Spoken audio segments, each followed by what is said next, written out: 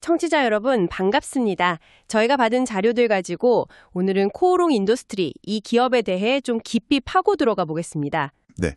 1957년에 우리나라에서 처음으로 나일론을 만들었던 회사인데 지금은 첨단 소재 기업으로 완전히 변신 중이거든요. 맞습니다. 아주 중요한 시점이죠. 네, 이 중요한 전환점을 저희가 오늘 좀 집중적으로 분석해 보려고 합니다. 네. 코오롱 인더스트리가 제조업에서 쌓아온 역사가 길잖아요. 이걸 바탕으로 이제 아라미드나 수소 소재 같은 이런 고부가 가치 첨단 분야로 이제 무게중심을 옮기고 있어요. 그렇죠. 이번 분석을 통해서 청취자 여러분들이 코오롱 인더스트리의 현재 사업 상황, 또 전략 변화가 뭘 의미하는지, 그리고 재무 상태는 어떤지, 미래 성장 동력은 가능성이 얼마나 되고 또 위험 요인은 뭔지 이런 것들을 좀 명확하게 파악하실 수 있도록 돕는 게 저희 목표입니다. 좋습니다. 그럼 먼저 코오롱 인더스트리가 어떤 변화를 겪고 있는지 그 이야기부터 좀 시작해 볼까요? 1957년에 한국 나일론으로 시작해서 2010년에 그룹 제조 부분이 분할돼서 설립된 거고요. 네, 맞아요. 전통적으로는 산업자재, 화학, 그리고 패션, F&C 부문이라고 하죠. 패션하고 문화사업, 그리고 필름, 전자재료 이런 사업들을 해왔는데 네. 근데 이 구조가 최근 몇 년 사이에 정말 크게 바뀌고 있어요. 특히 그 연간 한 700억 원 정도 손실을 내던 PET 필름 사업 있잖아요. 아, 네네. 그걸 아주 과감하게 정리를 했죠. 이게 뭐 단순히 비용 줄이기를 넘어서서 과거 제조업 중심에서 이제 고부가 첨단 소재 기업으로 가겠다. 이런 좀 강한 의지를 보여준 결정 같아요. 아, 방향 전환의 신호탄 같은 거군요. 그렇죠. 대신에 아라미드, 자동차 부품, 수소, 2차 전지 이런 미래 성장 분야에 집중적으로 투자를 하고 있고요. 또 자회사 코오롱 글로텍의 자동차 사업 부문, 이걸 흡수 합병한 것도 시너지를 노린 거죠. 네. 그 이원화된 CU 체제도 좀 독특한데요. 제조랑 F&C를 다른 대표가 맡는 거요. 네, 그것도 각 분야의 전문성을 좀 더 강화하려는 시도로 보입니다. 그렇군요. 그럼 이제 핵심 사업 부문들, 지금 상황은 어떤가요? 산업자재 부문이 여전히 중요하죠. 타이어 코드는 세계 시장에서 톱3 안에 든다고 하고. 네, 맞아요. 헤라크론이라는 브랜드의 아라미드 섬유는 국내 1위고요. 이 아라미드가 그 철보다 강한데 가벼운 첨단 섬유 맞죠? 네, 맞습니다. 산업자재는 여전히 코오롱 인더스트리의 그 캐시카우 역할을 하고 있습니다. 네. 최근에 아라미드 생산 능력을 2배로 늘리는 그 더블업 증설, 이걸 완료해서 미래 수요에 대비를 했는데 좀 공교롭게도 지금 단기적으로는 수요가 약간 주춤해요. 아, 증설은 했는데 수요가. 네, 그래서 이 늘어난 물량을 앞으로 어떻게 잘 소화할지가 좀 당면 과제라고 할 수 있겠고요. 화학 부문은 이제 석유 수지 같은 걸로 안정적인 수익을 내면서도 5G 통신용 핵심 소재라든가 이런 고부가 특수 화학 제품 쪽으로 체질 개선을 계속 시도하고 있습니다. 그 필름 사업 정리하고 남은 일부 고부가 전자재료도 화학으로 갔다고요. DFR 같은 거요? 네, 맞아요.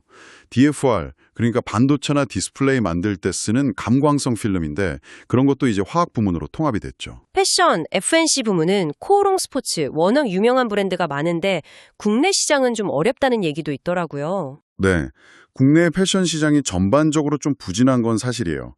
그런데 놀랍게도 코오롱 스포츠 차이나 성과는 정말 대단합니다. 아, 중국에서요? 네. 작년에 매출이 60%나 늘었고요. 영업이익률, 그러니까 OPM이라고 하죠. 매출 대비 영업이익 비율이 무려 21%에 달했어요. 와, 21%요? 대단하네요. 네. 그래서 이런 성공을 바탕으로 다른 브랜드들도 해외 진출을 막 추진 중인데 다만 이제 초기 투자 비용 부담은 좀 있을 수 있겠죠.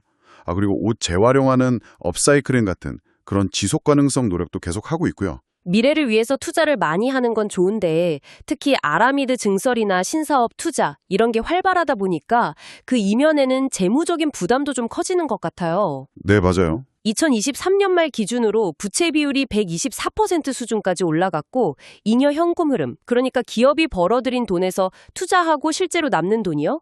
그게 2023년 9월 말 기준으로는 마이너스 3천억 원대까지 갔다고요. 네, 그 대규모 투자가 계속 이어지면서 재무 부담이 좀 커진 건 사실입니다. 그래서 지금 현재 주가 순자산 비율, PBR이라고 하죠. 이게 0.2배에서 0.4배 수준으로 아주 낮아요. 아, 1배도 안 되는군요. 네, PBR은 이제 시가총액을 순자선으로 나눈 건데 이게 1보다 훨씬 낮다는 건 시장이 이 회사의 자산 가치보다 훨씬 낮게 평가하고 있다는 뜻이죠. 뭐 저평가 상태일 수도 있지만 그만큼 미래에 대한 우려가 크다는 신호이기도 하고요. 양면성이 있네요. 네. 반면에 배당 수익률은 한 4%대로 꽤 매력적인 수준이에요.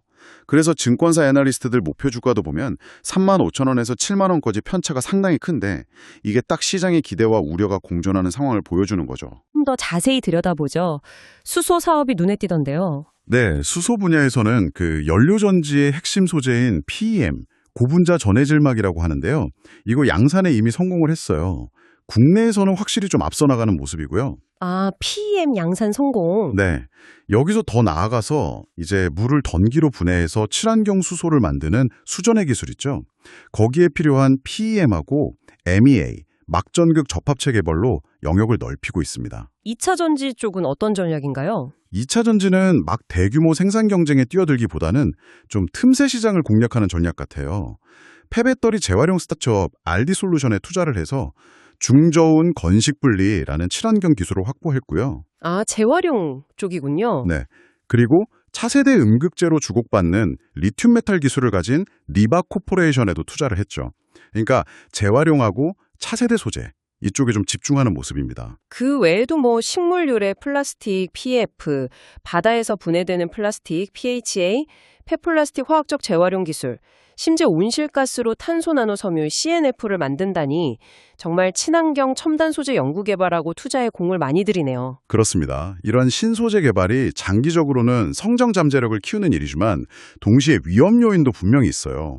예를 들면 글로벌 경기가 안 좋아질 가능성이라던가 원자재 가격이나 환율 변동성, 또 금리 상승에 따른 이자 부담 같은 거시경제 변수는 늘 신경 써야 하고요. 산업 내 경쟁도 무시 못하죠. 특히 아라미드나 타이어 코드 같은 주력 제품에서는 효성 첨단 소재 같은 국내 강자도 있고 듀폰이나 테이진 같은 글로벌 기업들, 또 요즘 무섭게 크는 중국 업체들하고도 경쟁해야 하잖아요. 정확합니다. 거기다 더해서 이렇게 야심차게 추진 중인 신사업들이 과연 성공적으로 자리를 잡을 수 있을지, 또 아라미드 증설한 물량을 시장이 잘 받아줄지 이런 불확실성도 여전히 남아있고요. 아까 말씀드린 재무 부담이 계속 발목을 잡을 수도 있는 거고요. 네. 정리를 좀 해보면 코오롱 인더스트리는 전통적인 제조업의 틀을 깨고 첨단 소재 그리고 친환경 기업으로 가려는 아주 야심찬 전환점에 서 있다. 이렇게 볼 수 있겠네요. 네. 미래 먹거리를 찾기 위한 과감한 투자는 분명 큰 기회가 될 수 있지만 그 과정에서 오는 재무적인 압박이나 실행상의 위험도 무시할 수는 없는 그런 상황이고요. 그렇습니다. 그래서 청취자 여러분께서 코오롱 인더스트리를 보실 때는 회사가 추구하는 장기적인 비전하고 성장 잠재력, 이걸 보시는 동시에 또 극복해야 할 단기적인 과제나 위험 요인들, 이걸 좀 균형 있게 같이 고려하시는 게 중요하다고 생각합니다. 네. 마지막으로 이런 질문을 한번 던져보면서 마무리하면 어떨까 싶습니다. 만약에 코오롱 인더스트리가 지금 추진하는 미래 소재 전략들이 다 계획대로 잘 진행된다고 한번 가정을 해보죠. 그렇다 해도 우리가 지금은 전혀 상상하지 못하는 어떤 완전히 새로운 기술이 등장하거나 경쟁사가 정말 파괴적인 혁신을 보여준다면 그게 코오롱의 미래에 어떤 예상치 못한 변수로 작용하게 될까? 이런 가능성까지 한번 생각해 보시는 것도 흥미로운 관점이 될 것 같습니다.